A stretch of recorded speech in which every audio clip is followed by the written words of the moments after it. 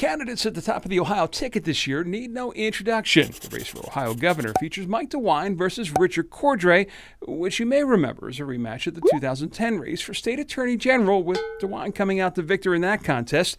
Cordray's running mate, by the way, is former Congresswoman Betty Sutton, who in 2012 was knocked out of the House by Jim Renacci, who is now challenging Sherrod Brown for the U.S. Senate seat that he won in 2006 by defeating Mike DeWine. Most of these candidates were on the ballot in 2006 when the Ohio pendulum swung to the Democrats, and 4 years later when it swung back to the GOP. So what about this year? In some ways, it's a bit of a hybrid, because 2006 was a reaction to administration policies, Iraq, the beginnings of what became the Great Recession.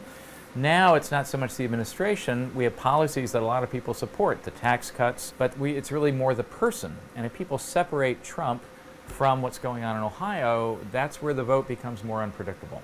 In the end, it comes down to one word: enthusiasm, which equals turnout. And on the Democratic side, there's all the talk about a blue wave, about the possibilities of increased Democratic turnout, but will that happen, particularly here in Ohio?